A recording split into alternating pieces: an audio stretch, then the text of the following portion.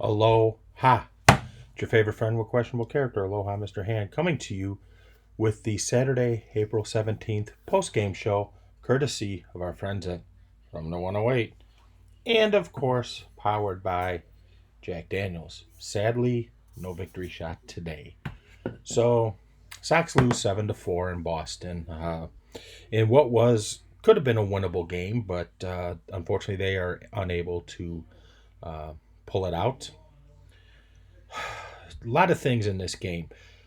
I honestly believe that the Sox are close. I really do. You would not think so based on the score of this game, but I really do believe they are close. They are doing some very good things in running up pitch counts and things of that nature, which I think will help them in the next 3 days, considering you're playing a doubleheader tomorrow and a 10 a.m. game on Monday for Patriots Day in Boston, which is surprising that the Sox are playing there for this game. Usually it's a division opponent for the Red Sox, but hey, take it any way we can get it. Um, Dylan Cease had a typical Dylan Cease type of outing, flashes of greatness and then flashes of uh, frustration for us watching it.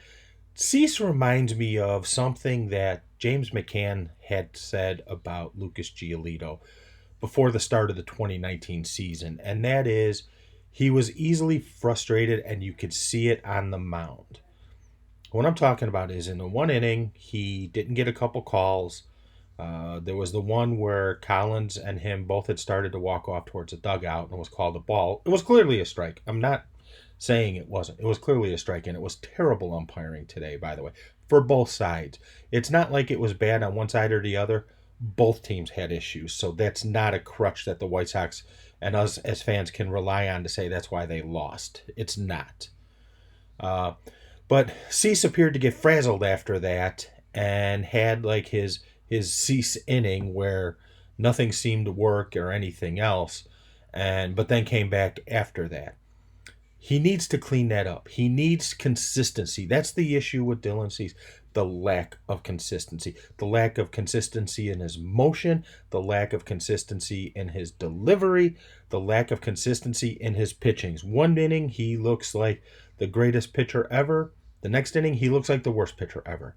He needs to clean that up. I don't know if it's a mental issue or what, but it needs to be fixed. End of story. I know some people will disagree with me on that because, yes, he has the tools. There's no doubt he has the tools. But if you're a mental midget and you have the tools, it doesn't matter. You're still a mental midget, and all the tools in the world won't help you. So he needs to get himself right.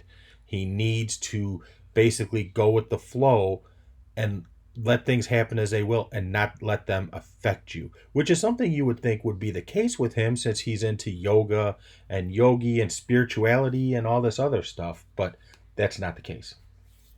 Uh, and then Jose Ruiz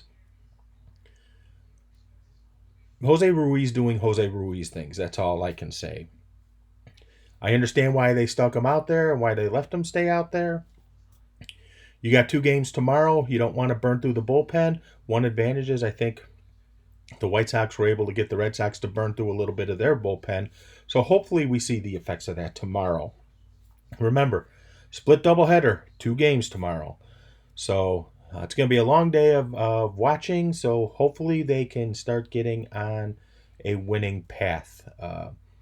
Long season, it's still early. It's still early, but at the same time, you would like to see them establish consistency sooner rather than later. That's all I got for today. Hope everyone's doing well, and I will see you tomorrow after the doubleheader. Bang.